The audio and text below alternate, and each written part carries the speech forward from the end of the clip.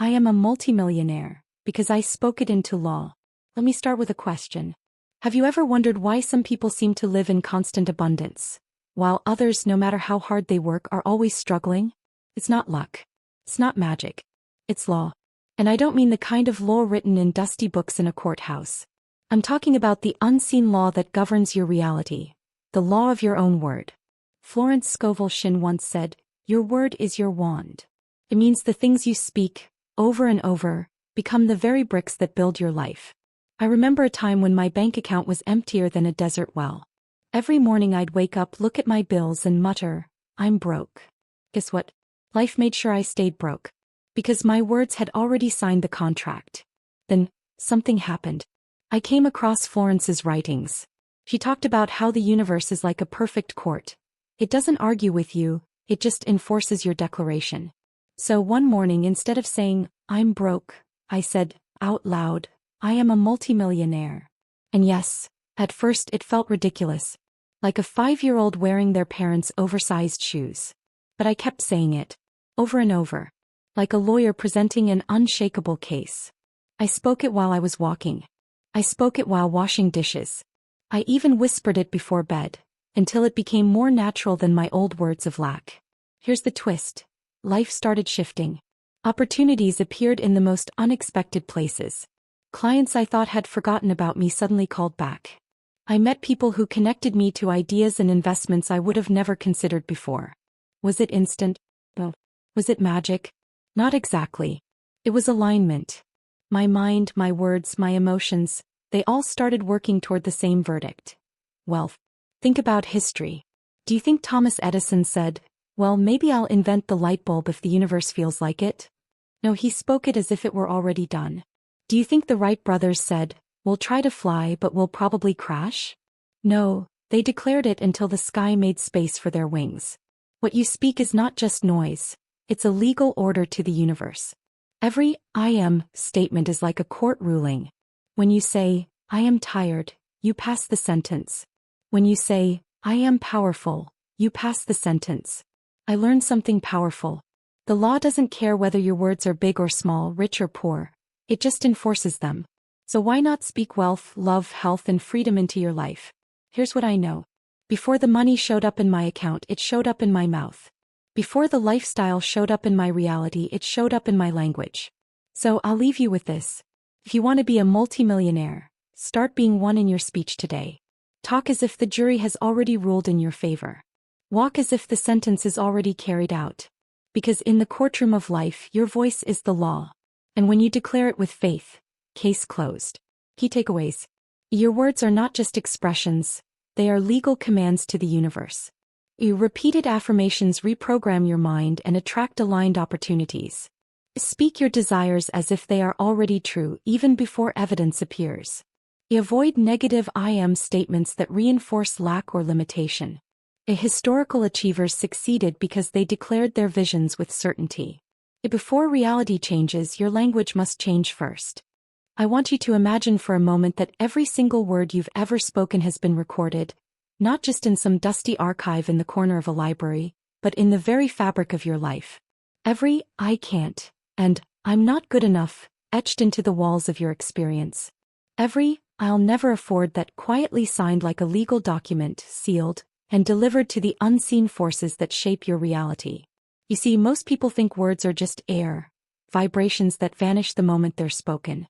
But they're not. Words are blueprints. They're commands. They're judgments passed down in the courtroom of the universe. And here's the thing, this court doesn't have a conscience. It doesn't weigh your words against whether you really meant it, or were just joking. It simply takes them at face value, stamps them with the seal of truth, and begins assembling your life to match the verdict you've given. I learned this the hard way. Years ago, when I was just trying to keep my head above water, I didn't realize I was drowning myself with the very words I used. I remember walking into my tiny kitchen, opening the fridge and seeing a sad collection of half-empty jars and wilted vegetables. I'd sigh and say out loud, "I'm broke. I'm always broke." It felt harmless. Just a statement of fact. But over time I began to notice that my circumstances seemed to obey those words. Unexpected bills would arrive out of nowhere. My car would break down at the worst possible moment. Clients who had promised payment would forget to send it. It was as if life itself was conspiring to keep me in alignment with what I'd declared. Broke. And maybe you've experienced this too. Ever noticed how the person who constantly complains about being unlucky always finds themselves in unlucky situations? Or the friend who's always saying, "I'm so tired," somehow stays exhausted no matter how much they rest? It's not coincidence. It's law. Florence Scovel Shinn described it perfectly. Your word is your wand. It's the instrument through which you summon the experiences of your life. And that wand works whether you're waving it for creation or destruction. I'll never forget the day I decided to test this. I had just read a story about a woman who had been living in poverty for years until she started speaking differently. Instead of saying, "I can't afford this," she would say, "We'll soon have more than enough." Instead of saying, "I never get opportunities," she began declaring, "I am constantly blessed with the best." At first she admitted it felt silly, like putting on a crown and pretending to be royalty in a one-bedroom apartment. But she kept at it, and soon her circumstances began to shift in ways she couldn't explain. That was the day I realized that my mouth had been writing checks my life had no choice but to cash. So I tried it. That morning when I looked at my bills, instead of muttering, "I can't pay these," I said, "Every bill is paid with ease." When I caught myself about to say, "I'm stressed," I replaced it with, "I am calm and in control." At first it felt fake. But here's what most people don't understand. Reality doesn't shift instantly. It bends slowly like steel under steady pressure. And the pressure is applied by your words. Day after day, moment after moment, I kept speaking as if the life I wanted was already mine. And I started to notice something strange. Not only did my mood improve, but opportunities began showing up. Emails from people I hadn't heard from in months offering collaborations. Refunds for overpaid bills I didn't even know I had. And here's the wild part. I didn't suddenly become smarter or luckier. I became aligned. See, when you speak something with conviction, you plant it into your subconscious mind. And the subconscious is like an obedient servant. It doesn't analyze, it doesn't question, it just follows orders. Tell it you're unlucky, it will make sure you coincidentally trip over every stone in your path. Tell it you're a magnet for wealth, and it will start filtering your awareness to notice opportunities for income you would have otherwise walked right past. This is why some people seem to always be in the right place at the right time. They've been telling themselves they are. Think of it like standing in front of a microphone that's connected to the loudspeakers of the universe. Whatever you speak into it, life plays back to you, louder, clearer, and multiplied. You can whisper fear or you can shout faith. Either way, it's coming back in stereo. One day, I met a man at a networking event who had built a thriving real estate empire from nothing. Curious, I asked him what his biggest secret was. He leaned in and said, "I never speak in lack. Ever. Even when my account was in the red, I'd say, 'I own a multi-million-dollar business.'" I asked if people thought he was lying. He laughed. They did. Until it became true. That moment stuck with me because it was proof, real living proof, that words don't just describe reality. They shape it. History is filled with this truth. The leaders, inventors, and visionaries we admire, they spoke their visions before they saw them. Martin Luther King Jr. didn't say, "I hope one day there might be some equality." He said, "I have a dream." Winston Churchill didn't say, "We might survive the war if we're lucky." He said, "We shall fight on the beaches. We shall never surrender." Those declarations were not mere rhetoric. They were orders passed down to the people, to the mind, to reality itself. And here's the part that gave me chills when I finally understood it. The law works the same for everyone. The universe doesn't play favorites. The court doesn't rule differently based on your background, your mistakes, or your circumstances. It only enforces the words you present. You can be your own best lawyer presenting a case for your abundance, or your own worst prosecutor, arguing for your limitation. So now, every time I open my mouth, I ask myself, am I passing a sentence I want to serve? Or am I signing a verdict I'll regret? Because I know without a shadow of doubt that my words are not just expressions. They are legal commands. And the moment they leave my lips, they're on their way to becoming my life. When I first started changing my words, I thought it was just about sounding positive. You know, like sprinkling sugar over a bitter cup of coffee and hoping it would taste sweet. But what I didn't realize then was that the repetition of those new words was doing something far deeper than I could see. It was rewiring my mind, changing the very lens through which I saw the world. At first it felt like play acting. I would walk around my tiny apartment repeating phrases like, I am wealthy, I am abundant, I am a magnet for opportunity, even though the sound of those words felt foreign in my mouth. My bank account still showed the same depressing numbers. My inbox still had the same overdue bills. But I kept saying them anyway. And that's when something fascinating began to happen. The more I repeated those affirmations, the less awkward they felt. They started to become a part of me, like a new language I was slowly learning to speak fluently. I'd catch myself saying them without even thinking, while brushing my teeth, folding laundry, walking to the store. And here's the thing about the subconscious mind. It doesn't know the difference between what's real and what's imagined. Feed it a consistent story and it will start to believe it. And once it believes it, it will move heaven and earth to make it true. It's a bit like planting seeds. You can't just throw a seed in the dirt and expect a tree to sprout the next morning. You have to water it day after day, even when nothing seems to be happening. That's what repetition is, watering the soil of your mind. You keep showing up with the same words, the same faith, and eventually something starts to grow beneath the surface. And then one day you notice a little green shoot poking out where before there was only bare ground. I remember reading a study about how the brain literally builds new neural pathways when you repeat certain thoughts and phrases. Imagine your brain as a forest. Every time you think a thought, you walk down a path in that forest. If you keep thinking the same thought, especially if you speak it out loud, you're walking that same path again and again until it becomes clear and easy to follow. Meanwhile, the old paths, the ones you stop using, start to fade and grow over. That's exactly what was happening to me. Every time I said, I'm broke, I was walking a well-worn path of scarcity. But every time I replaced it with, I am wealthy, I was cutting a new trail through the forest of my mind. At first it was rough and hard to walk. But over time it became the main road. And then something subtle began to shift in my life. It wasn't like a lightning strike or a winning lottery ticket. It was more like a gentle turning of the tide. I started noticing opportunities that had been invisible to me before. An acquaintance mentioned a business idea in passing, and instead of shrugging it off, I leaned in. A friend introduced me to someone in an industry I'd always admired, and I followed up instead of procrastinating. Doors I had walked past 100 times before now seemed slightly ajar, waiting for me to step through. One particular example still gives me chills. I had been saying for weeks, I am a magnet for financial blessings. It had become so natural that I barely noticed when I said it anymore. Then one afternoon I received an email from a company I had done freelance work for months earlier. They had accidentally overlooked a payment they owed me. Not a small one either. It was more than I'd made in any single month that year. They wired it to me the next day. Some people might call that coincidence. But when you've been living in alignment with certain words, you start to see it differently. It's not coincidence. It's consequence. And it's not just about money. I've seen this work in relationships, health, even self-confidence. I once met a woman who had been battling illness for years. She told me that for the longest time she would tell people, I'm sick, I'm always sick. But then she decided to change her language, not to deny her reality but to speak to the reality she wanted. She began saying, I am strong, I am healing, I am filled with energy. At first her body didn't feel different.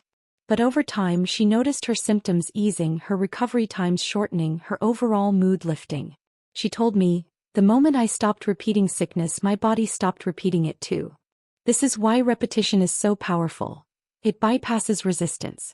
The first time you say something bold, your mind might laugh at you. Please. But if you keep saying it over and over, the laughter fades. Your subconscious begins to take it seriously. And here's the secret most people miss. Your subconscious is the gatekeeper to your behavior.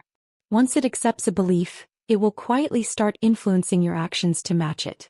Without even realizing it, you begin to dress a little better, speak with more confidence, take chances you once avoided. People respond to that energy and life responds to people. I think about athletes before a big competition. Have you ever noticed how they talk to themselves? They don't say, I hope I don't mess this up. They say, I've got this. I'm ready. I'm a champion. And they don't say it once. They repeat it like a drumbeat, steady and unshakable. That's not ego. That's programming. They're training their minds to deliver the performance they've already spoken into existence. The same is true for you and me. You can program your mind for wealth, for health, for love, for peace, but it requires persistence. It's not enough to say it once and then wait for miracles. You have to say it until it becomes the only version of reality your mind knows how to accept. And yes, there will be days when it feels pointless. Days when your current reality is so loud it drowns out the words you're speaking. Those are the most important days to keep going. Because that's when the old reality is fighting to keep its grip. But if you keep repeating the new truth, eventually the old one has no choice but to fade. That's why when people ask me how I became a multimillionaire, I don't talk about the strategies first. I talk about the words. I tell them, before the money was in my bank, it was in my mouth. Because the repeated declarations didn't just change how I felt, they changed what I saw, what I did, and what I attracted. And once all three lined up, the results were inevitable. The first time I truly understood the power of speaking as if something were already true, it felt like stepping into an entirely different reality. Up until then, my language had been full of hesitation, filled with words like, maybe, and I hope, and if I'm lucky. I didn't realize that every time I said those things, I was planting seeds of uncertainty, telling the universe, I'm not ready and I don't really believe it's mine. But then I came across this one line in Florence Scovel Shinn's work. Act as if it were already done. It wasn't just about acting, it was about speaking, declaring, claiming. Not in the future tense. Not someday. No. It felt strange at first, almost dishonest. How could I say, I am wealthy, when I had bills on the table and coins in my pocket? How could I say, I have everything I need, when I could barely keep up with what I had? But here's what I learned. Your subconscious mind doesn't respond to what's true in the moment. It responds to what's presented as truth. And if you keep presenting it with the truth you want instead of the truth you see, it will start working to make both realities match. One of the first times I tested this, I was sitting in a cafe with a friend. She asked me how business was going. My instinct was to say, slow, but I'm hoping things pick up. But I caught myself. I took a deep breath and said instead, business is incredible. I'm attracting more clients than ever before. She raised her eyebrows, maybe because it didn't match the facts she knew about my situation. But here's the thing. 3 days later, 2 new clients reached out to me completely out of the blue. It wasn't magic in the fairy tale sense. It was alignment. I had spoken as if it were already happening, and that shifted how I carried myself. My energy was different. My tone in emails was different. My willingness to take calls and show up with confidence was different. And because I was different, my reality started to respond differently. Think about a courtroom for a moment. When a judge declares a verdict, they don't say, well, maybe you'll be free someday. They say, you are free. Present tense. Final. Done. That's how you have to speak your desires. Like a verdict that cannot be overturned. When you say, I am, you're issuing a ruling on your own life, and the universe is the bailiff making sure it gets carried out. I met a man once who built a thriving chain of restaurants after starting with nothing but a food truck. He told me his secret wasn't his recipes, it was his language. When people asked me how the business was going, he said, I always told them, we're one of the most popular spots in the city. Even when I was serving 10 customers a day. Because I knew that if I kept saying that, eventually I'd start acting like someone who ran one of the most popular spots in the city. And once I acted like it, people believed it. And once people believed it, they showed up. His words didn't just describe reality, they pulled reality toward them. It's the same reason athletes visualize crossing the finish line before the race begins. They don't say, I might win. They say, I've already won. And because they've already seen it and spoken it into their own minds, when the moment comes, their body follows. I once read about Muhammad Ali's habit of calling himself the greatest long before he was the champion of the world. Some thought it was arrogance, but he later explained, I said I was the greatest before I knew I was. And then I became it. He wasn't lying, he was setting the standard his reality had to meet. The danger, of course, is that we often do the same thing in the opposite direction. We speak as if our worst fears are already here. I'm not good enough. I'm terrible with money. I can't catch a break. And because we speak them as facts, we unknowingly call them into existence. The truth is, the same power that can create your dream life can also cement your limitations if you use it carelessly. I remember a period in my life when I was constantly saying, I'm always so tired. It was almost a joke to me. But sure enough, no matter how much I slept, I stayed exhausted. It wasn't until I started saying, I'm full of energy, that things began to change. I didn't magically wake up bouncing off the walls on day one, but my choices started aligning with the statement. I drank more water, I took short walks, I cut back on the habits that drained me. Eventually, my energy did match the words. Speaking it as present truth was like giving myself permission to behave as if it was already real. This is where the real magic happens, not in the saying alone, but in the way the saying transforms your being. When you speak as if something is already done, you begin to live from that place. You stop approaching life like you're begging for a change and start moving like you've already won the case. And life tends to mirror that confidence back to you. People treat you differently when you speak differently. Opportunities feel drawn to you because you're not chasing them in desperation. You're carrying yourself as if you belong in their presence. I think of it like a radio signal. If you want to hear jazz, you don't sit there on the rock station hoping a jazz song will come on. You switch the dial to the jazz station. Speaking in the present tense is like tuning your internal station to the frequency of what you want. Once you're on the right frequency, the music matches.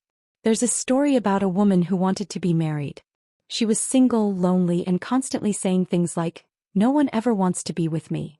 Her mentor told her to start speaking as if she were already in the relationship she wanted. So she began saying, "I am loved. I am cherished. My partner and I are deeply connected." At first she felt ridiculous.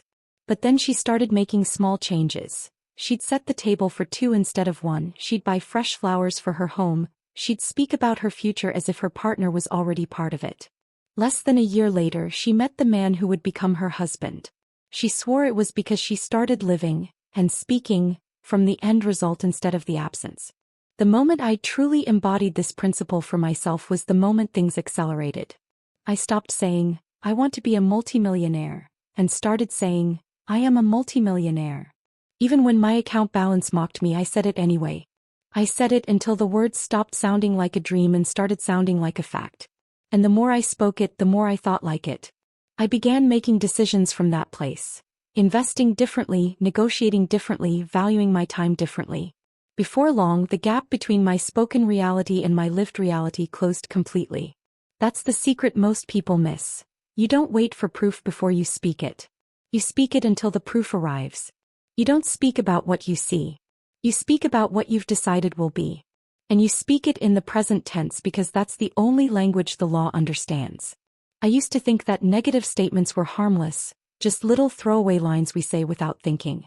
"I'm so unlucky. I can't afford that. I'm terrible with names." I thought they were just ways of expressing frustration, nothing more.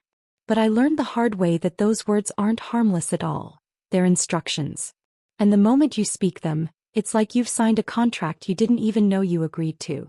The problem is most people are so casual with these contracts they have no idea how many limitations they've locked themselves into simply by repeating them over and over. I remember one afternoon when I was with a group of friends and we were talking about traveling. Everyone was excited, swapping stories about their dream destinations. Without thinking, I said, "I'll probably never be able to afford a trip like that." Everyone laughed, including me, but deep down that statement stung. I didn't realize that by saying it, I was stamping a big red "declined" across the very idea of it happening. And sure enough, for years after that, every time an opportunity to travel came up, something would stop me. A sudden expense, a scheduling conflict, a reason why it just wasn't possible. It was like my life was following the exact blueprint my words had drawn. I think about Florence Scovel Shinn's warning in her writings. Every "I am" statement is a command to your subconscious. If you say, "I am tired," your mind takes that as law and makes sure your body feels it. If you say, "I am not good with money," your mind will happily prove you right by making you miss opportunities, overlook details, or spend recklessly. The subconscious isn't emotional, it's obedient. It doesn't pause to ask, "Is this good for you?" It says, "Understood. Let's make that happen." One of the clearest examples I've ever seen was a man I knew who constantly said, "I'm cursed when it comes to relationships." And sure enough, every relationship he entered would crumble, often in dramatic, painful ways. It wasn't because he was cursed. It was because he had repeated that belief so many times that it became the foundation of how he behaved. He expected things to go wrong, so he would sabotage them without realizing it. His words didn't just describe his reality. They shaped it, reinforced it, and locked it in place. That's why avoiding negative I am statements isn't just about sounding positive. It's about cutting off the fuel line to a version of your life you don't want.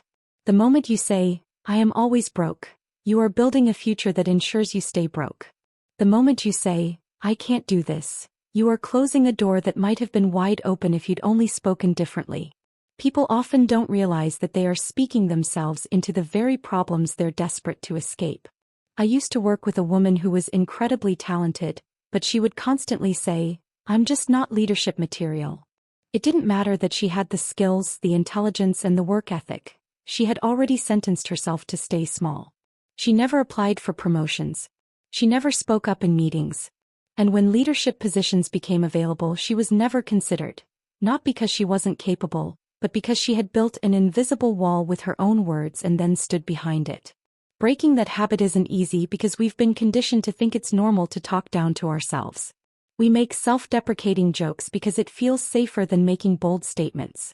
We think it's humble to speak in terms of limitation, but humility doesn't require you to declare weakness. You can be humble and still speak strength into your life. In fact, the most humble people I know are the ones who understand that their words have power, and they choose them carefully, not out of arrogance but out of respect for that power. I remember reading about a young man who wanted to be a writer. Every time someone asked how his work was going, he'd say, "Oh, I'm not a real writer yet." He said it so often that even when opportunities came, like a friend offering to connect him with a publisher, he would decline, because in his mind he wasn't real enough to accept them. One day he decided to change his language. He started saying, I am a writer, even before he had published a single word. Within a year he had a book deal. The difference wasn't just in the words. It was in the way the words changed what he saw himself as capable of doing. That's the hidden danger of negative I am statements. They don't just affect your mood in the moment. They rewire your self-image. And your self-image determines every choice you make. If you tell yourself, I'm bad with money, you won't bother learning to manage it better because you've already decided it's who you are. If you tell yourself, I'm shy, you won't push yourself to speak up because you've already defined yourself as someone who doesn't. The label becomes the limit. Once I started catching myself in the act of speaking limitations, it was shocking how often I did it. I'd say, I'm exhausted, instead of, I need to rest. I'd say, I'm terrible at this, instead of, I'm still learning. Those tiny changes in phrasing made a huge difference. Instead of handing down a life sentence, I started describing a temporary condition. One keeps you stuck, the other leaves room for change. That's not to say you should pretend everything is perfect when it isn't. This isn't about denial, it's about direction. If you're sick, you don't have to say, I am the picture of health in a sarcastic tone. You can say, I am healing. If you're struggling financially, you don't have to say, I am a billionaire with bitterness. You can say, I am moving toward financial freedom.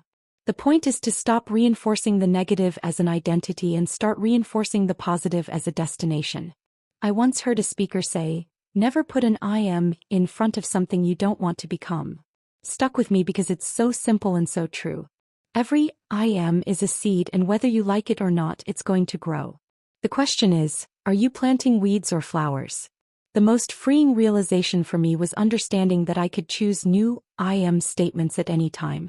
I wasn't stuck with the ones I'd been using my whole life. I could go from I am struggling to I am overcoming in a single breath. I could go from I am unlucky to I am blessed with just a shift in words. And the more I practiced that, the more my reality began to catch up. Now I treat my I am statements like sacred ground. I don't throw them around casually.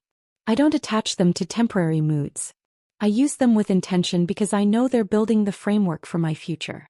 And if the law of my word is always in effect, I'd rather it be enforcing a life I'm excited to live. When I started studying the lives of the people history calls great, one thing struck me over and over. They all had an unshakable way of speaking their visions before they ever saw them. It wasn't luck, and it wasn't just hard work. It was their certainty in the unseen, spoken with such conviction that the world eventually had no choice but to bend around it. I think about Thomas Edison working in his lab after 1,000 failed attempts to make the light bulb work. Most people would have said, it's not possible, or maybe one day. But Edison didn't talk like that. He said, I have not failed. I've just found 10,000 ways that won't work. He framed his setbacks in language that kept his vision alive, because he knew the moment he started speaking defeat, the idea would begin to die. It's the same with the Wright brothers. Before the world believed man could fly, they were already saying it was possible.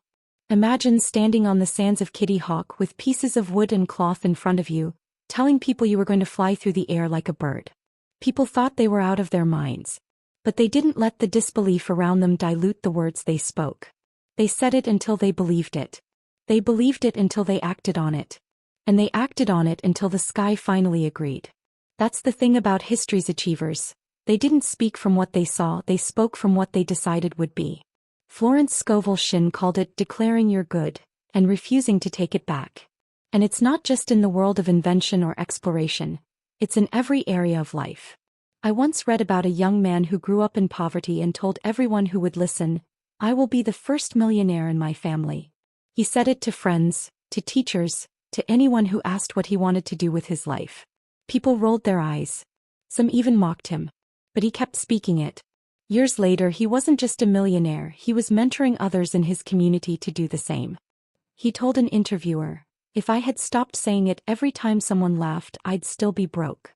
My words had to become louder than their doubt." I think about Martin Luther King Jr. standing on the steps of the Lincoln Memorial, declaring, "I have a dream," to thousands. He didn't say, "I hope one day things will be different." He spoke as if the vision was already alive and breathing, as if it was inevitable. That's why his words still echo decades later. They weren't casual wishes, they were living declarations. They painted a picture so vivid that others began to see it too. And when enough people can see a vision, reality starts to shift to match it. Speaking with certainty when you have no evidence isn't arrogance. It's faith in action. Faith isn't silent. It doesn't sit quietly in a corner hoping things will work out. Faith speaks. It announces what will be, even while the ground you're standing on looks nothing like the destination. And the more you declare it, the more it seeps into your own bones until it's not just something you say, it's who you are. I remember when I was still struggling financially, I decided to try this for myself. I stopped saying, "I'm working on building my business," and started saying, "I run a highly successful business." The first time those words came out of my mouth, I almost choked on them. They felt too big for me, like clothes 2 sizes too large. But every time I repeated them, they fit a little better. I started making decisions as if I already was that successful business owner. I carried myself differently in meetings. I approached opportunities with more authority. And slowly, the world began to reflect back the identity I had spoken into existence. The danger is that most people do the opposite. They speak their fears as if they are facts. "I'll never be able to do that. I'm not that kind of person. People like me don't get opportunities like that." And without realizing it, they're issuing life sentences they'll end up serving. The people we admire in history simply chose different sentences. They spoke in a way that made their dreams unavoidable. Even in everyday life you see it. A teacher who tells their students, "You are leaders," plants seeds that grow into confidence. A coach who says to their team, "You're going to win this," before the game even begins, changes the way they walk onto the field. A parent who looks their child in the eye and says, "You can do anything," hands them a map that will guide them through challenges for years to come. Those words create an inner blueprint that actions naturally follow. And yes, speaking with certainty will attract doubt from others. Some will think you're delusional. Some will call you a dreamer. That's exactly what they said about every innovator and leader in history, until the results showed up. Then suddenly everyone says they always knew you could do it. But your job isn't to convince them while you're speaking it. Your job is to keep speaking it until your reality convinces them for you. I'll never forget reading about Jim Carrey when he was a struggling comedian. He wrote himself a check for $10 million for acting services rendered, and dated it 5 years in the future. He kept that check in his wallet and told people about it even when he was living in his car. By the time the date came around, he had landed a movie role that paid him exactly $10 million. He didn't just write the check, he declared with his words that it was already his, and he held to that declaration until the world caught up. The truth is, history doesn't remember the people who only spoke about what they could see. It remembers the ones who spoke about what no one else could see yet. The reason their words had such power is because they didn't back down when reality didn't match. They kept their words consistent until reality had no choice but to match. That's why I believe if you want to achieve something extraordinary, you have to learn to speak the way they did. Boldly. Without apology. Without letting your current circumstances dictate your vocabulary. Because the moment you begin speaking as if it's already done, you align your mind, your actions, and your energy toward making it inevitable. And that's when life starts moving things into place. Every time I study the lives of those who achieved what others thought impossible, I see the same pattern. They made their declarations so strong, so consistent, that it became more uncomfortable for them to imagine failure than to imagine success. That's the space you have to live in. Because once your words and your belief are that tightly woven together, reality has no choice but to follow the design you've spoken into it. There is a quiet but undeniable truth that most people overlook. The way you carry yourself when no one is watching is the same way life will carry you when everyone is.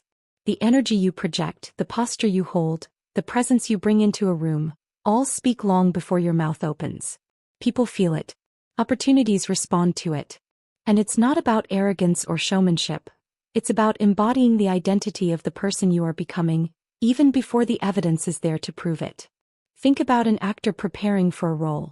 Before the cameras roll, before the audience ever sees them, they've already stepped into the character completely. They've studied how the character walks, talks, breathes, and reacts. They live in that identity so fully that by the time they step on stage or in front of the camera, there's no separation between them and the role. In life, your dreams work the same way. You can't wait until you arrive to carry yourself like you belong there. You have to wear that energy now. I remember reading about a young woman who dreamed of working in high-level corporate leadership. She didn't have the credentials yet, didn't have the position, and didn't even have the right connections. But every day she dressed, spoke, and acted like an executive. She started arriving early to meetings, speaking with confidence, and offering solutions as if she were already in charge. Within a year, the executives in her company started inviting her into higher-level discussions. Not because her resume changed overnight, but because her presence made them believe she belonged there. She lived her future before it arrived, and eventually her reality caught up to her identity. The most dangerous trap is waiting for permission to step into your power. Too many people think, once I get the job, then I'll act like a leader, or, once I'm successful, then I'll carry myself like a winner. But life doesn't work like that. You have to act it before you have it. And when I say act, I don't mean faking it in some shallow, inauthentic way. I mean becoming so rooted in the person you know you're meant to be that your daily habits, your energy, your way of speaking, and your decision-making all align with that version of yourself. Muhammad Ali was a master at this. Long before he became the heavyweight champion, he would tell everyone, "I am the greatest." It wasn't a statement of ego. It was a declaration of identity. He didn't wait until he won to say it. He said it until his body, his training, his discipline, and his destiny had no choice but to match it. People didn't just see a fighter in the ring. They saw a man who carried greatness in every step, every glance, every word. I think about body language too, because it's a language the world speaks fluently without words. Someone slouched over, avoiding eye contact, sends a message, "I'm unsure, I'm hesitant, I'm not ready." Someone who stands tall with their shoulders back and eyes steady, sends an entirely different message. "I'm prepared, I'm confident, I belong here." It's the same reason why in interviews the most qualified candidate doesn't always get the job. The person who embodies confidence and readiness often leaves the stronger impression. There was a man I once met at a networking event. He didn't have the biggest business in the room. In fact, he told me later he was just getting started. But the way he shook hands, the way he engaged with people, the way he asked questions with genuine interest, you would have thought he was already a major player in the industry. He wasn't overcompensating. He wasn't bragging. He simply carried himself with the quiet certainty that he was destined to make an impact. Months later, I saw him land partnerships most beginners could only dream of. It wasn't luck. It was the result of the presence he carried before the opportunities arrived. There's also something magnetic about people who live in their future identity now. They naturally draw others in. It's why artists who believe in their work sell paintings before anyone knows their name. It's why entrepreneurs who speak about their ideas with passion attract investors even without a finished product. People aren't just buying the painting or the product. They're buying the energy, the vision, the certainty the creator embodies. When you decide to carry yourself as your future self, you start making different choices. You stop showing up late because the version of you who has already succeeded values time. You stop settling for mediocrity because the version of you who is thriving expects excellence. You stop doubting yourself so much because the version of you who has achieved the goal acts from clarity, not fear. Every small decision becomes an echo of your future reality. Of course, people will notice the shift and not all of them will understand it. Some might say, "Who do you think you are?" And the answer is simple. You're becoming the person you've decided to be. The truth is, many people stay stuck because they keep carrying themselves like the person they've always been, instead of the person they're meant to become. They keep replaying the same story, wearing the same energy, and expecting life to hand them something different. But the universe responds to congruence. When your words, your actions, and your energy align, doors open. I'll never forget a mentor once telling me, "The world treats you like you treat yourself." At first, I didn't fully understand. But over time, I saw how true it was. If you carry yourself like someone unworthy, people will treat you that way. If you carry yourself like someone who respects their time, their value, and their goals, people will mirror that respect back to you. It's not magic, it's alignment. Even in moments of failure, how you carry yourself determines whether you recover or collapse. A professional athlete who loses a game but still walks off the field with composure sends a message to themselves and everyone watching. This is a moment, not my identity.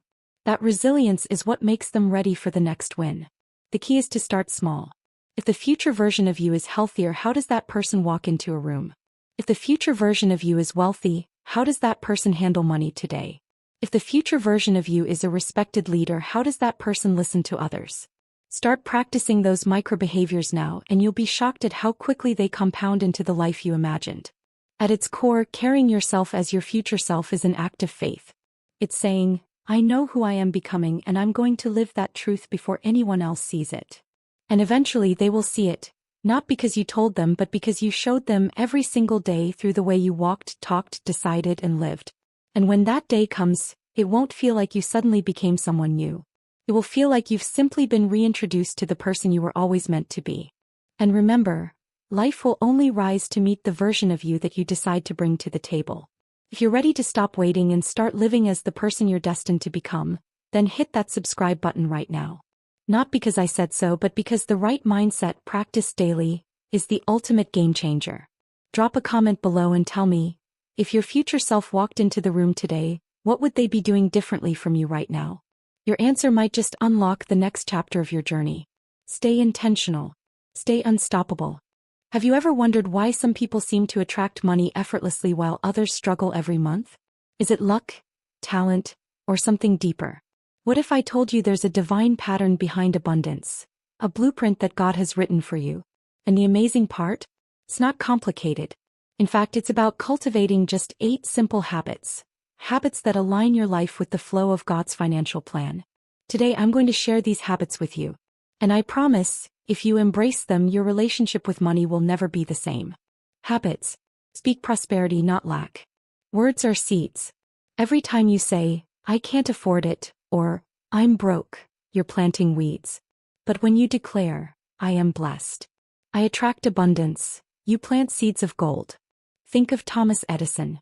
When he failed thousands of times inventing the light bulb, he didn't say, "I give up, I'm broke."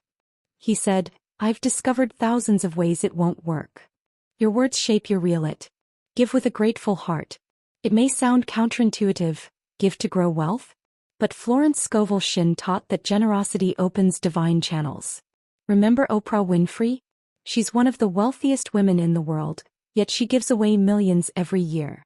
When you give, you're not losing money, you're activating the law of divine circulation. Money flows to the grateful heart. Remove mental blocks of fear. Fear is a silent thief. Fear of failure. Fear of poverty. Fear of judgment. These fears create invisible walls between you and God's plan. Ask yourself, how often has fear stopped you from taking a step toward a dream? The moment you release fear, the universe releases blessings. Trust in divine timing. We live in a world of instant gratification, but divine timing is never rushed. Imagine planting a seed and digging it up every day to see if it grew. Would it ever blossom? Patience is a habit of faith. When you trust God's timing, you create space for miracles. Visualize abundance. What you see in your mind, you manifest in your life. Picture yourself debt-free. Imagine opening your bank account and seeing numbers that make your heart race. Visualization isn't wishful thinking, it's rehearsing for reality. Align actions with words. Talking about abundance without acting is like wanting rain but refusing to water the garden. Are your habits reflecting your declarations? Florence Scovel Shinn said, "Do not wait for money to appear. Begin now to act as if you are prosperous." Even small steps matter: saving, investing, learning, growing. Forgive and release.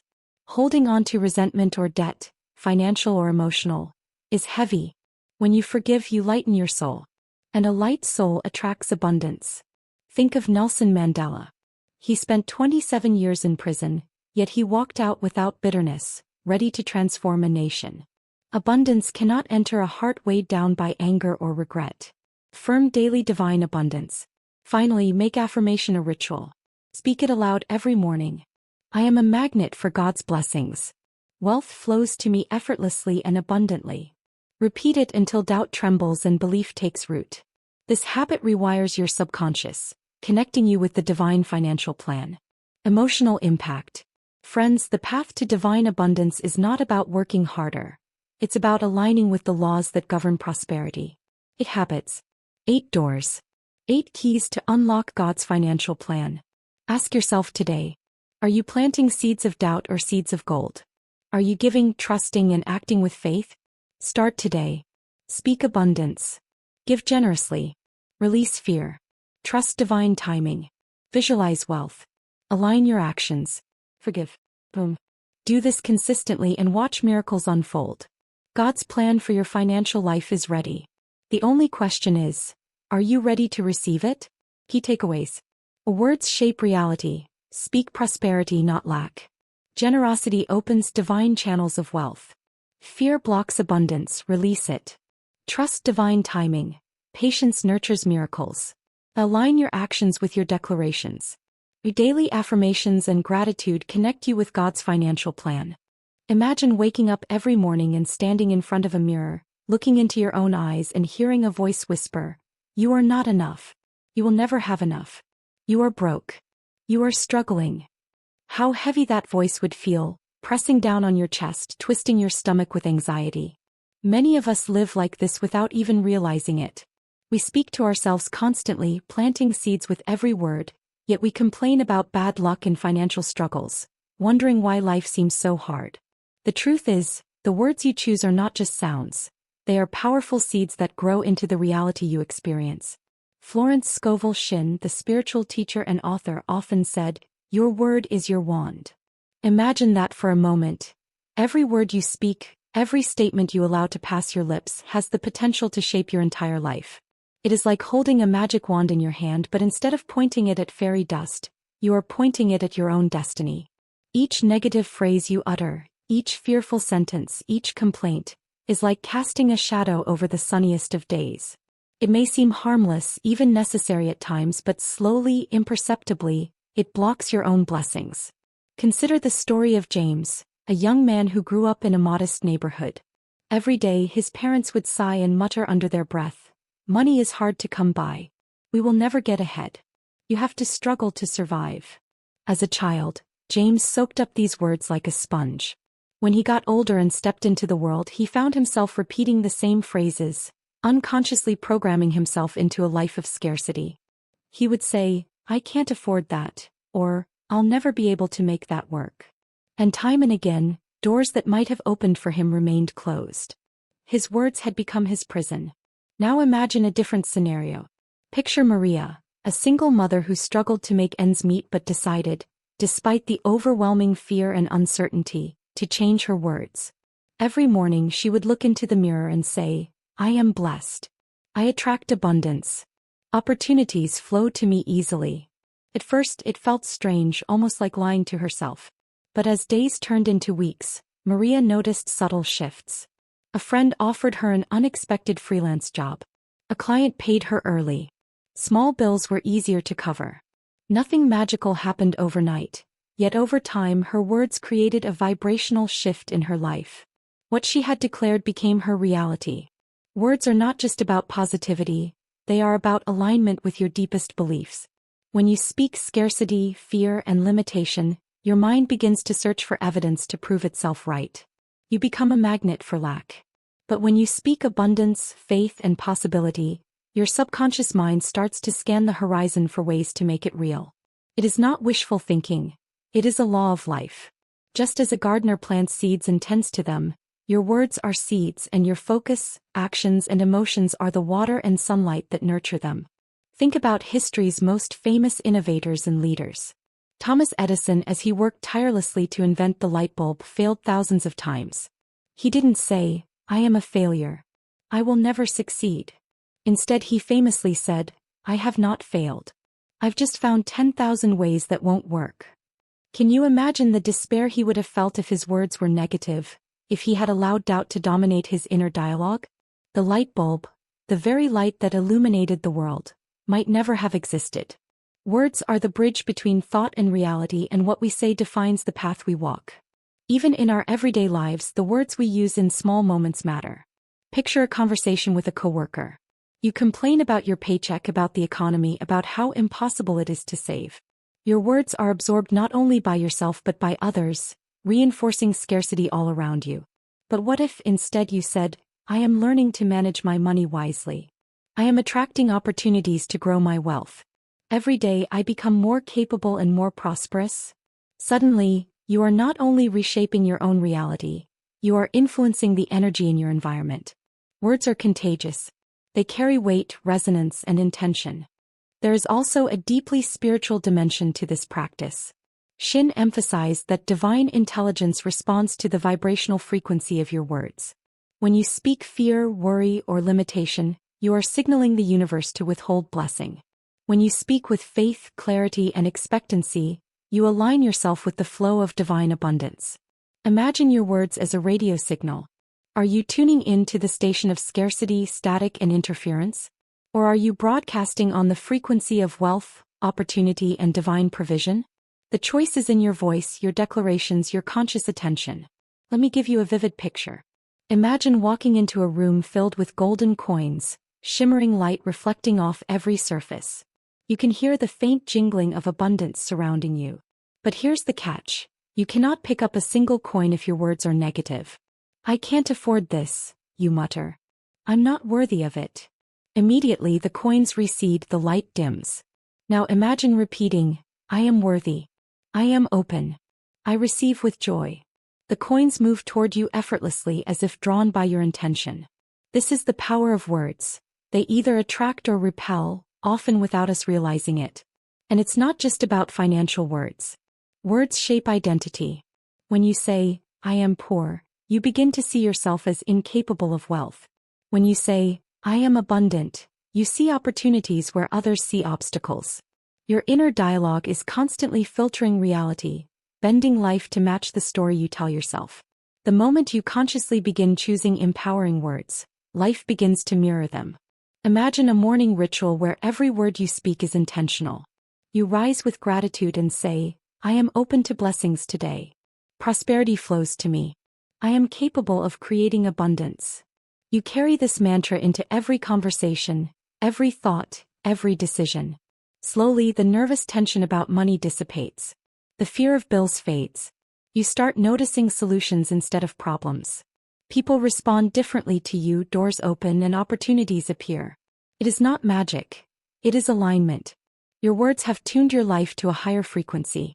Even the smallest shift can create ripples. A cashier smiles at you when you say, "Thank you. I am grateful for today."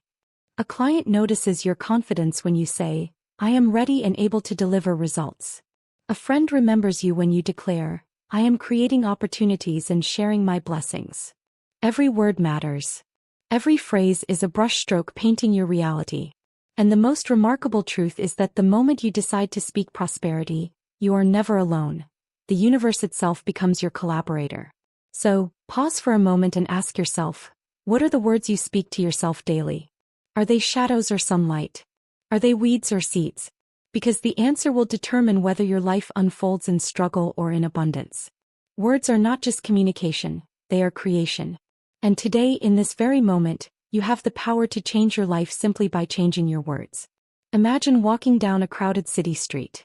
People rush past, their faces locked in worry or distraction, each carrying invisible burdens. Among them is a man named Daniel, a quiet banker with a modest income. For years he clutched his money tightly, afraid to give, afraid that generosity would somehow leave him empty. He lived in scarcity, counting every penny, believing that wealth was a finite resource, a pie from which if he took a slice someone else would be left hungry. Every time a neighbor asked for help he turned away. Every time a friend mentioned a donation he muttered, "I can't afford it." And yet he wondered why his own finances never seemed to grow, why opportunities seemed just out of reach. Then one rainy evening, Daniel's life shifted. He noticed a homeless man sitting near the subway, shivering in the cold. Something stirred inside him, a whisper, faint but insistent. Daniel reached into his pocket and offered a few dollars and a warm sandwich. The man looked up, eyes wide, and said simply, "God bless you, sir." That night, Daniel went home with lighter pockets, but an unexpected warmth in his chest. It was a feeling he had not felt in years, an expansion, a freedom beyond numbers. This small act, though seemingly insignificant, set in motion a pattern that would change Daniel's life. Over the next weeks he found unexpected opportunities appearing. A client he had long overlooked called with a major proposal. A friend connected him with a mentor who shared insights worth far more than any investment. Doors that had remained stubbornly closed seemed to open effortlessly. Daniel realized that giving, even when it seemed impossible, had activated a flow in his life, a current of abundance he had never tapped before. Florence Scovel Shinn said, "Give, and it shall be given unto you. Good measure, pressed down and shaken together, and running over shall men give into your bosom." The principle is simple yet profound. Generosity is not a loss. It is a magnet. Every act of giving creates space for the universe to fill. It's as if the divine energy of money and blessings is constantly circulating, moving in response to our willingness to release, to share, to trust that abundance is not fixed but infinite. Think of some of history's wealthiest and most generous figures. Oprah Winfrey, one of the most iconic examples, built an empire through media, but her giving is legendary. She donates millions each year, yet her influence and wealth continue to expand. It's not a coincidence. By opening her hands and her heart, she aligned herself with the universal principle that the more you give, the more you receive. When you act from generosity rather than fear, you tap into a flow of abundance that is far greater than any paycheck or savings account. Consider a story closer to home, the story of a woman named Aisha. She ran a small bakery, barely earning enough to cover her bills. One day, a local school approached her asking if she could provide snacks for underprivileged children at a discounted rate. Initially she hesitated, her margins were slim, but then she remembered a saying her grandmother always recited, "Blessings come to those who bless others." With a deep breath she agreed to supply the snacks. Within a month her little bakery was buzzing with new customers who had seen her kindness and wanted to support her. A local newspaper even featured her story. In giving what she thought she couldn't afford, Aisha unlocked opportunities that multiplied her income in ways she never imagined. Generosity is not only about money, it's about the energy behind your actions. Giving can take the form of time, attention, or a simple act of kindness. Imagine a young teacher, Carlos, who tutors students for free in his neighborhood every weekend. He never expected payment, never asked for recognition. But the respect and trust he built among families grew. Soon he was offered positions in prestigious schools, received scholarships, and created a thriving tutoring business. His generosity opened invisible channels of wealth and influence, proving that abundance often comes disguised in the form of selfless service. Now consider this. Have you ever noticed how fear of lack makes money feel heavy? You hoard it, you guard it, you convince yourself that giving is dangerous. Yet the moment you loosen your grip, the energy shifts. Money begins to flow rather than stagnate. It's like holding a river in your hands. When you squeeze too tightly, it stops. When you allow it to move, it nourishes the land and returns stronger. Generosity is the release that allows life's river to bring riches back to you. Let me share a powerful analogy. Imagine a giant tree in the forest. It grows tall and strong because it shares its fruits with the birds, the animals, and the insects. Each seed it releases carries potential for new life, new growth.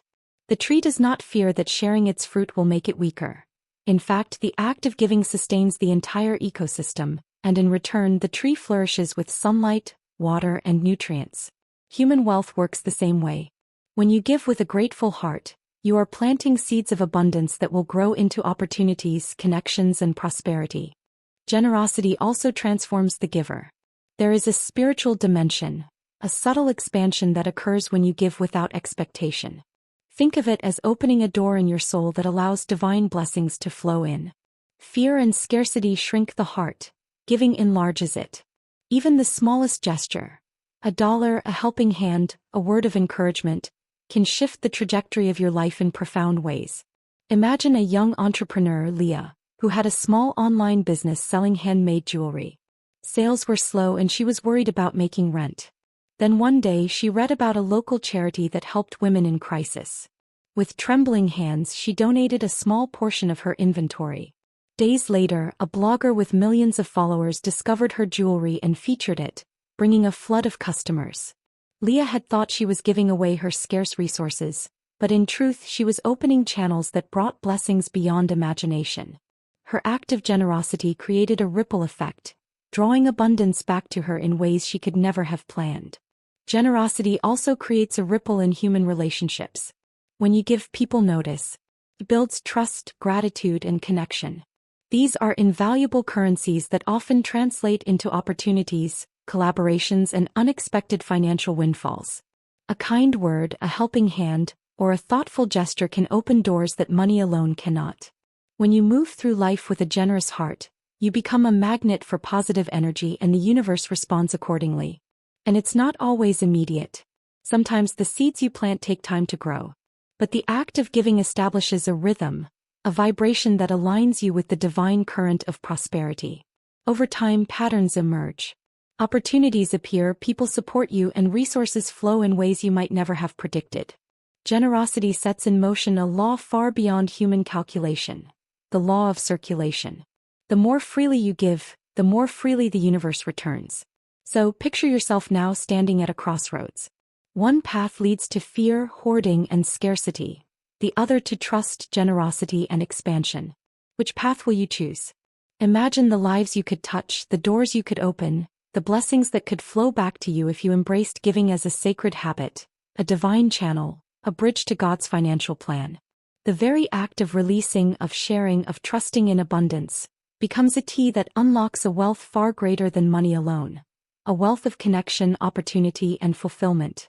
Have you ever felt that tight knot in your stomach when you open your bank statement or check your savings? That silent whisper in your mind that says, I can't do this. I'll never have enough. Something bad will happen. Fear has a way of sneaking into the corners of our minds, quietly shaping our decisions, limiting our actions, and blocking the flow of abundance that is waiting to reach us. It is a shadow that dims the brightest possibilities, a chain that keeps us bound even when opportunity knocks at our door. Take the story of Samuel, a man with a brilliant mind and endless ideas, but paralyzed by fear. He dreamed of starting his own business, something that could change his life and perhaps even touch the lives of others. Every day he visualized success, imagined himself leading a thriving company, and yet when it came to taking the first step, fear whispered, what if you fail? What if you lose everything? What if people laugh at you? 4 years, Samuel remained trapped in a corporate job, feeling the frustration of untapped potential gnawing at his heart, all because fear had become the gatekeeper of his life. Florence Scovel Shinn said, fear is a magnet that attracts the very thing you fear. Think about that for a moment. Every worry you carry, every imagined disaster, every what if, is like sending a telegram to the universe, announcing exactly what you don't want. And here's the cruel twist. Fear doesn't just warn you. It builds walls around the doors of opportunity. It convinces you to settle for less, to shrink back, to stay in the shadows when light is waiting. Imagine a young woman named Alina. She had a gift for art and dreamed of opening her own gallery. But each time she approached a potential investor or submitted her portfolio, she hesitated, letting fear control her words and her actions. What if they say no? What if they laugh at my work? What if I can't sell anything? She would ask herself. Fear became a constant companion, whispering caution when courage was needed. And every time she listened, a door closed, a chance slipped away, and her dream stayed just that, a dream. Now contrast this with the story of Michael, a man who had lost everything during an economic downturn. He had no savings, no job, no direction, and yet he decided to act despite fear. Every morning he would feel the anxiety pulse through his chest, yet he chose to step forward anyway. He reached out to former colleagues, pitched new ideas, and slowly began rebuilding. Opportunities came that he never imagined, clients who valued his expertise, partnerships that expanded his reach. What had once felt like a mountain of fear became a stepping stone, because Michael refused to let the whispers of doubt dictate his actions. Fear is powerful because it plays on the imagination. It shows us the worst-case scenario in vivid, realistic detail, making us believe that inaction is safer than risk. But here's the truth. Inaction is far more dangerous. Inaction allows the universe's flow of abundance to bypass you while you remain trapped in the illusion of safety. Every time you say, "I can't," "I'm not ready," or "it's too risky," you are closing the door to potential blessings. Consider historical figures who faced fear and chose to act anyway. Martin Luther King Jr. stood before thousands, speaking words of hope and change, even though fear must have whispered in his ear every night. Fear of failure, fear of violence, fear of being silenced. Yet he acted and the world changed. Abraham Lincoln faced relentless opposition, personal loss, and doubt, yet he led a nation through its darkest hours. Fear existed, but it did not dictate their choices. Instead, they acknowledged it, stepped forward, and let courage guide their path. Fear is not something to annihilate or pretend doesn't exist. It is a signal, a teacher, a mirror reflecting where growth is needed. But the key is to release it before it becomes a barrier. One way to do this is to break fear into concrete steps. Imagine the fear of financial failure as a huge, jagged rock blocking a river. You can't move the rock all at once, but you can start chipping away little by little with action. Open a savings account, take a small business class, or ask for guidance from a mentor. Each step weakens the grip of fear and allows the current of abundance to flow once more. Think of the story of Lisa, a young professional drowning in debt and overwhelmed by the fear of never getting ahead. She spent nights imagining worst-case scenarios, losing her home, losing her family's trust, losing herself. And yet one morning she decided to write down every fear, every what-if that haunted her. Then she took each item and asked, "What is the first step I can take to face this?" She created a plan, reached out for support, and acted. Slowly, the fear that had once paralyzed her shrank, replaced by a sense of control and empowerment. Her abundance, freedom from debt, new income streams, confidence, arrived not magically but because she refused to let fear dictate her life. Fear often thrives in isolation. When you keep worries to yourself, they grow unchecked, fed by imagination and anxiety. Sharing, seeking guidance, and speaking your fears aloud weakens them. You begin to see that fear is not a prophecy, it is a projection. It does not know the future. It only predicts the worst. Every step you take in spite of fear chips away at its power, revealing the abundance that has always been waiting for you. There's a metaphor in the natural world. A caterpillar trapped in its cocoon. It struggles, fears, and is confined by what seems like limitation. But when it releases itself, trusting the process, it emerges as a butterfly, free and radiant. Fear is the cocoon.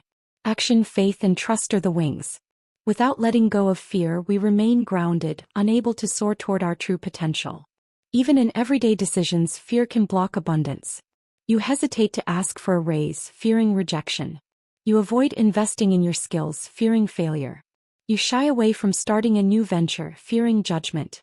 And with every hesitation, opportunity passes like water slipping through your fingers.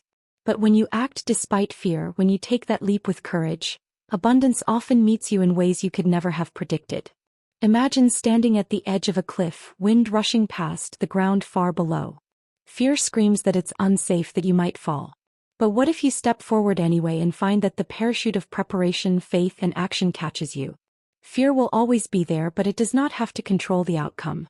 You can acknowledge it, respect it, and then move through it. That is where transformation happens.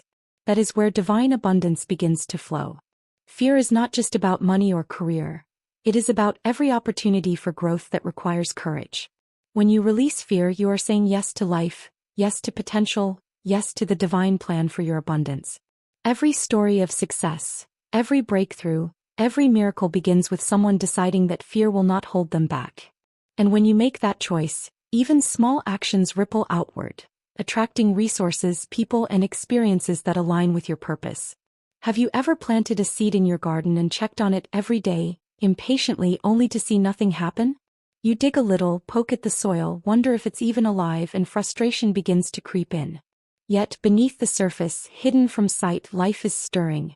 Roots are forming, the seed is preparing to grow, and one day when the timing is right, a tiny sprout bursts through the soil, reaching for the sun.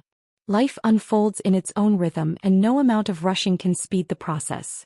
Trusting divine timing works the same way in our financial and personal lives. Let me tell you about Emily, a young woman with a dream to start her own design firm. She had ideas, talent, and energy, but every time she tried to launch, something seemed to block her path. Investors delayed meetings, clients canceled appointments, projects fell through. She was frustrated, angry, even questioning if she was wasting her life. One evening, feeling defeated, she stumbled across a quote from Florence Scovel Shinn. "Do not try to force things. Let the divine unfold in its own time." Something shifted in her heart. Instead of forcing every opportunity, Emily decided to focus on preparation, on learning, on building her skills while trusting that the right moment would come. Months later, seemingly out of nowhere, a major company approached her with a contract that was beyond her wildest dreams. It was perfectly aligned with her vision, her values, and her expertise. Looking back, she realized that all the delays, all the missed opportunities, had been preparing her for this exact moment. The divine timing had been perfect. Had she rushed, she might have taken the wrong contract or burned herself out chasing the wrong opportunities. Trusting divine timing is not about passivity. It's about active patience. It's about planting the seeds of action, watering them with effort, and then letting go of the obsession to control when and how they will grow. There is a story from history that illustrates this beautifully. Abraham Lincoln ran for political office many times, losing more than he won, facing ridicule and setbacks. Yet he persisted, learning from every defeat, building experience, honing his wisdom. When the time was right, he rose to the presidency and led a nation through its darkest hours. The timing of his success was not random, it was divinely orchestrated, and his patience allowed him to meet it fully prepared. Consider the analogy of a river flowing to the sea. You cannot force it to move faster. You cannot make it leap over rocks or bypass bends.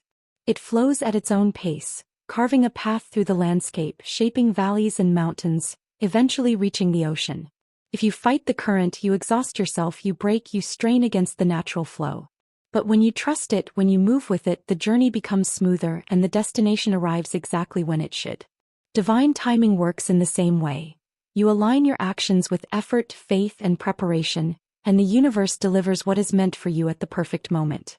There was a man named Thomas, an inventor, who dreamed of creating a device that could change the way people communicated. He worked tirelessly, often failing, his prototypes breaking again and again. Friends and colleagues urged him to give up, to try something more practical, to settle for smaller victories. And yet he persisted, believing in the unseen process, trusting that his work had a purpose beyond the immediate results. Finally, one breakthrough came, a moment when all the pieces aligned perfectly. The invention took off, transforming industries and lives. Timing had been crucial. If the breakthrough had happened earlier, before the technology was ready or before society could accept it, it might have failed. Divine timing often feels mysterious because it asks us to relinquish control. It is difficult to wait, especially when life seems slow or opportunities seem scarce. But the truth is that what comes too early can be wasted, and what comes too late may be missed. When we act in alignment with patience, faith, and preparation, we meet opportunity fully ready, confident, and capable of taking advantage of it.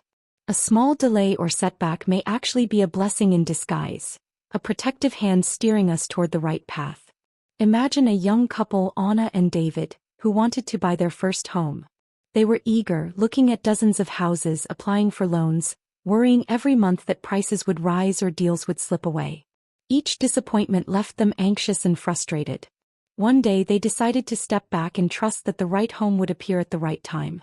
Months later, a property came on the market that checked every box, within their budget and in a neighborhood they loved. Had they rushed earlier, they might have settled for something inferior, missing the perfect alignment of timing, price, and opportunity. Trusting divine timing allowed them to wait for the moment that would truly serve them. Trusting divine timing also requires faith in the unseen, the invisible process that guides life's unfolding.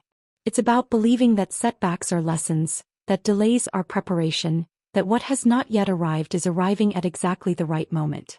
It is about acting with intention, yet releasing attachment to the outcome.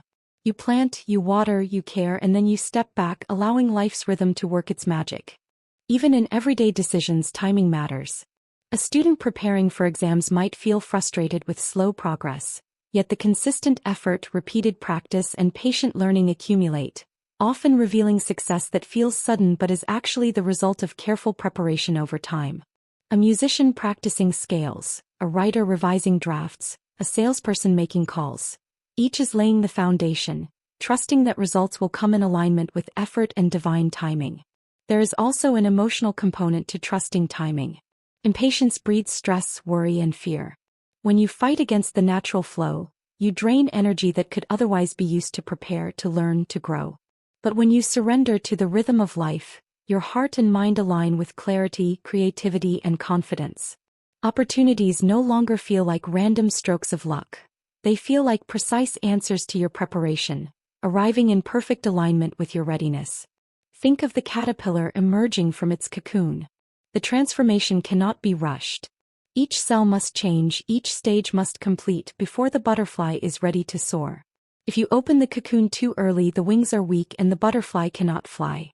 Divine timing ensures that when the moment comes, you are fully prepared to rise, fully capable of embracing the abundance that awaits you. Patience is active, not passive.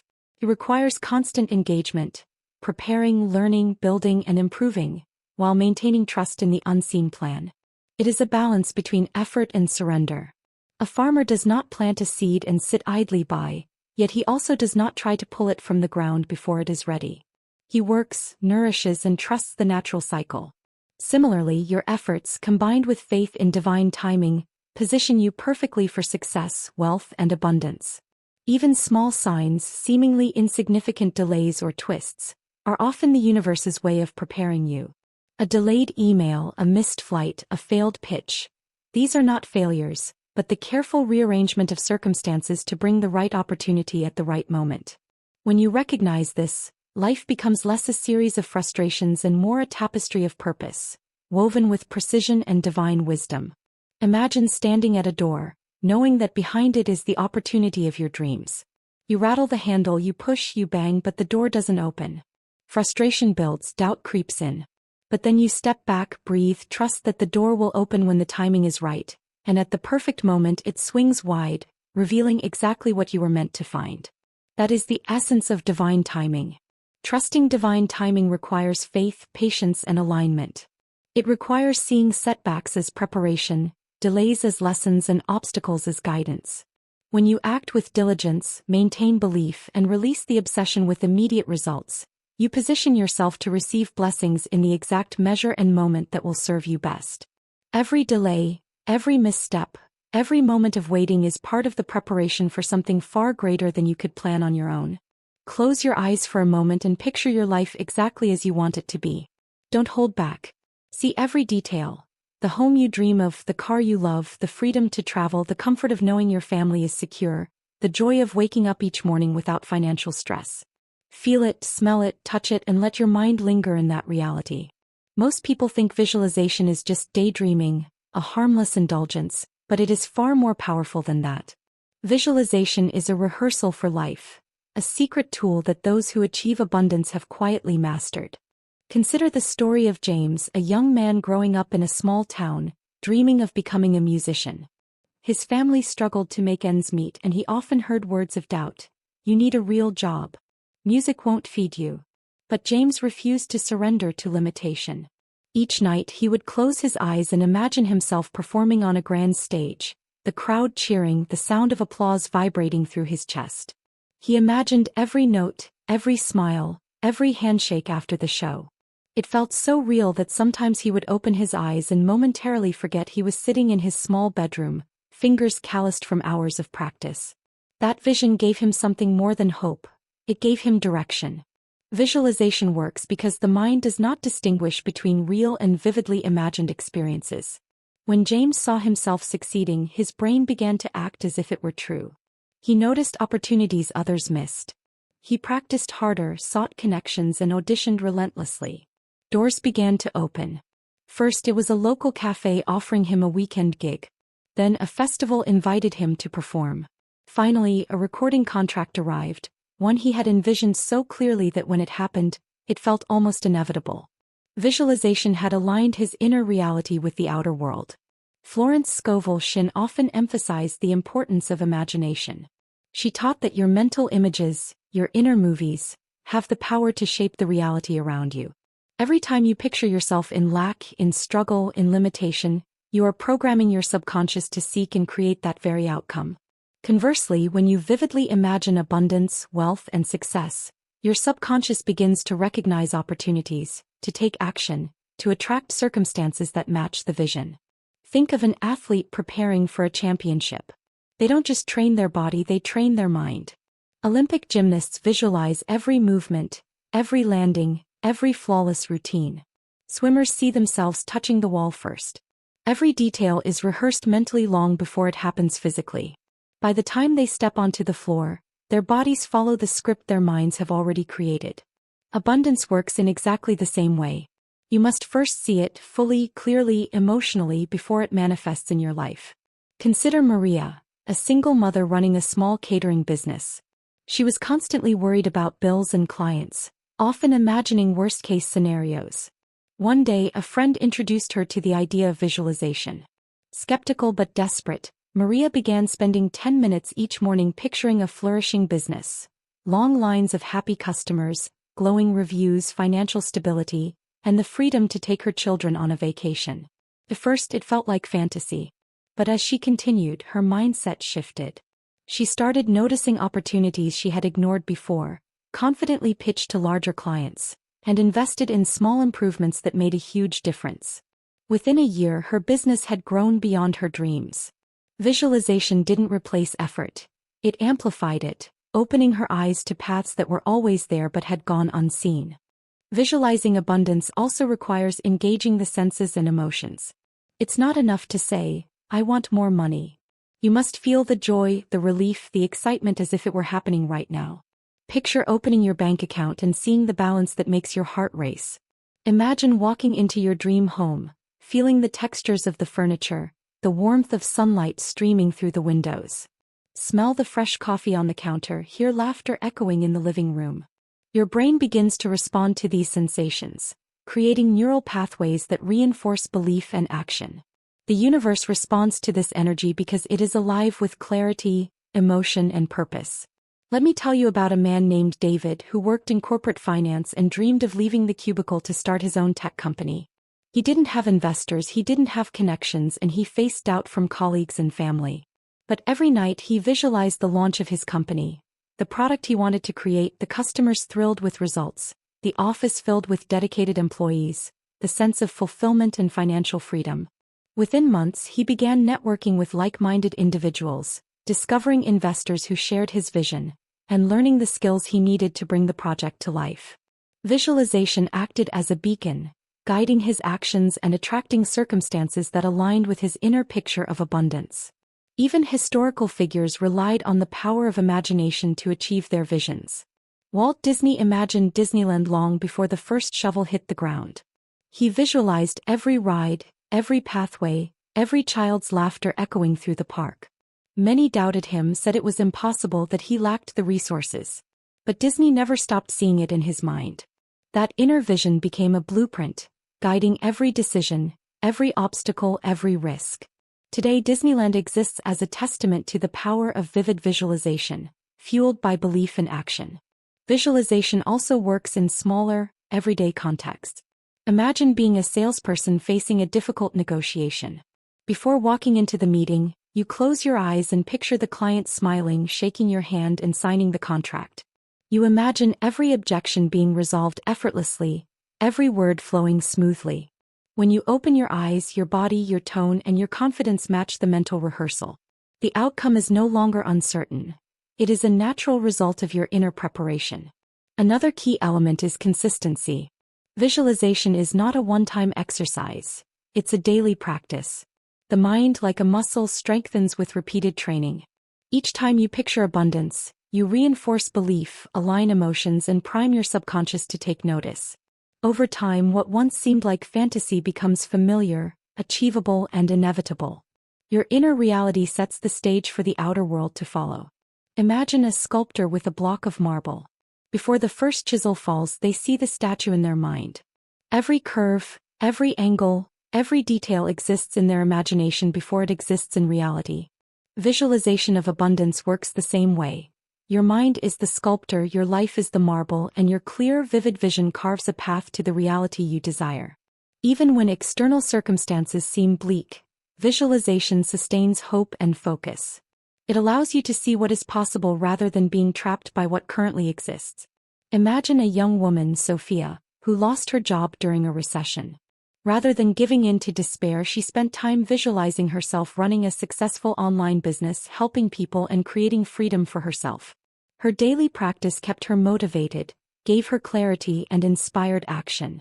Within months, she launched her business, attracting clients who resonated with her vision. What she had seen in her mind became her tangible reality. Visualization is not just about wealth.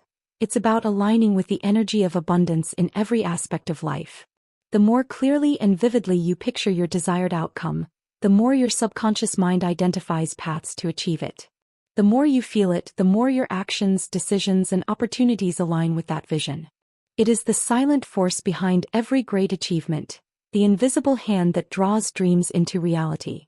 Have you ever met someone whose words were filled with promises and dreams, but whose actions betrayed them?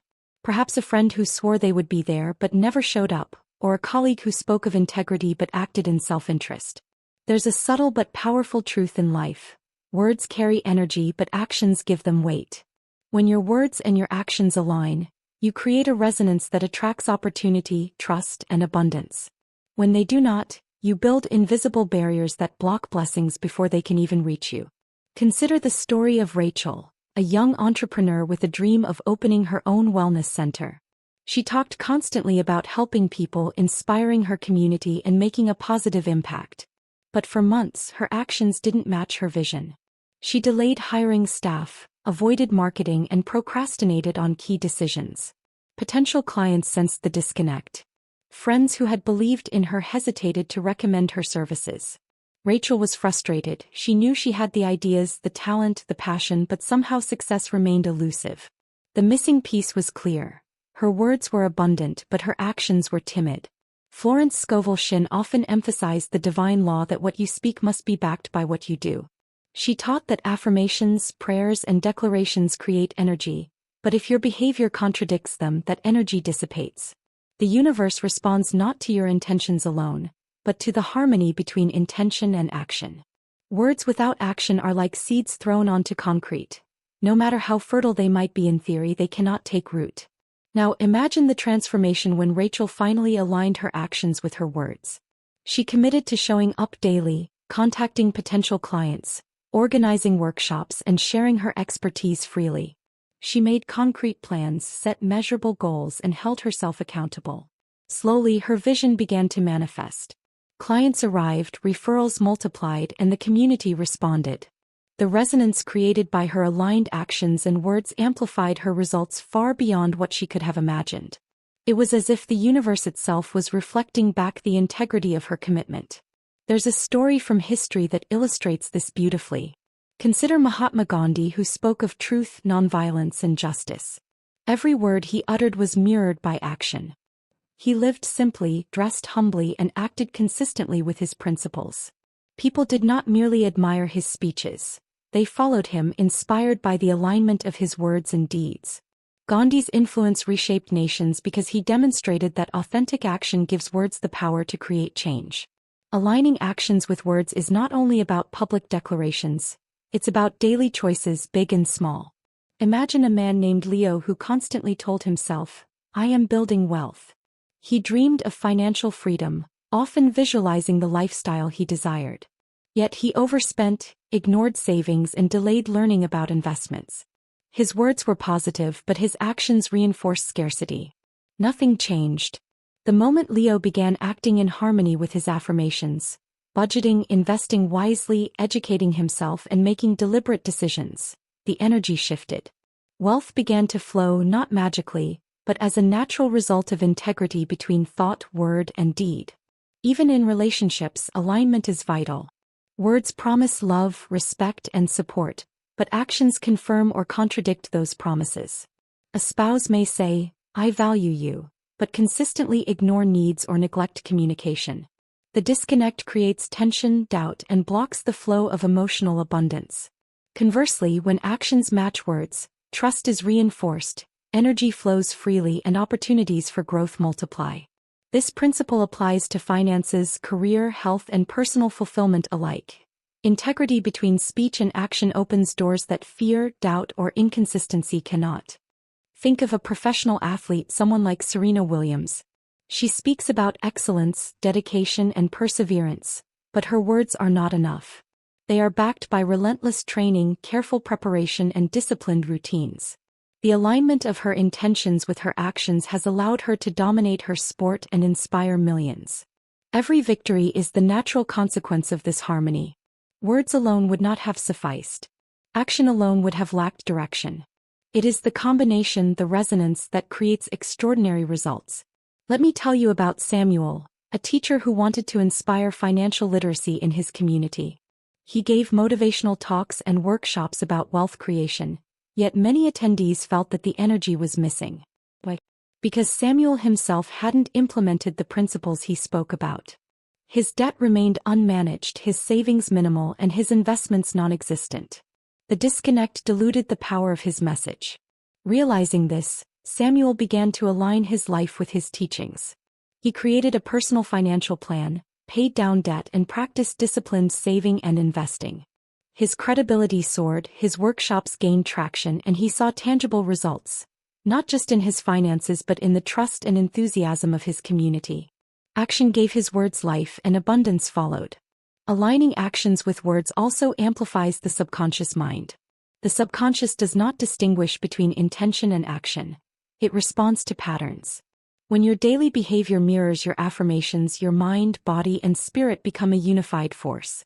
Opportunities are recognized more readily, creativity flows, and resilience strengthens.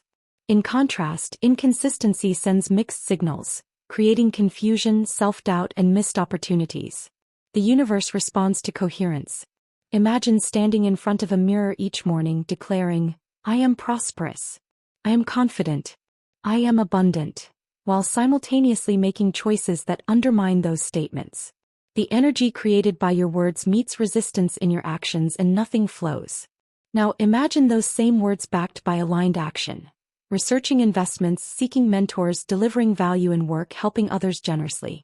Suddenly, the energy surges forward, unstoppable and magnetic, drawing circumstances, people, and opportunities into your orbit. Even small acts matter. Perhaps it's paying a bill on time while affirming financial responsibility, or investing in a course that improves skills while declaring career advancement. Each action reinforces the vibration of your words, creating momentum. As Florence Scovel Shinn said, "Do not speak of things you do not want. Speak only of the abundance you desire, and act as if it were already yours." Alignment is the bridge between the unseen and the tangible, between intention and manifestation. Think of a river flowing toward the ocean. Words are like the current, they set the direction. Actions are the banks and channels, they guide and support the flow. If the banks are weak or misaligned, the river meanders, slows, or floods the wrong areas. But when the current and the banks are in harmony, the river flows swiftly, powerfully, inevitably, reaching its destination. Alignment of action and word is the infrastructure that allows abundance to move effortlessly into your life. Consider Maya, a young chef who dreamed of opening a high-end restaurant. She spoke constantly about her vision, her passion for culinary artistry, and her desire to create an unforgettable dining experience. For months she planned, wrote recipes, and imagined success. Yet she hadn't booked a location, hired staff, or secured funding. Her words created energy, but action lagged. When she finally aligned her steps with her vision, finding the perfect space, training her team, sourcing ingredients, doors opened. Investors expressed interest, customers came in droves, and her dream materialized. Words without action had been impotent. Alignment transformed imagination into reality. When you align actions with words, abundance becomes inevitable. The universe does not distinguish between intention and statement. It responds to the harmony of your life. You become a magnet not just because of what you say but because of what you do consistently. Action validates vision. Words energize effort. Together, they open pathways that might otherwise remain hidden, revealing the divine financial plan in motion. As we wrap up, remember that abundance isn't just about money, it's about aligning your thoughts, words, and actions with divine guidance. Every habit you adopt, every fear you release, and every vision you hold sets the stage for your financial destiny. If you're ready to step into the life you were meant to live, hit that subscribe button, not just for content but to join a community that empowers you to take control. Comment below. Which of these habits are you committing to first and how will it transform your life?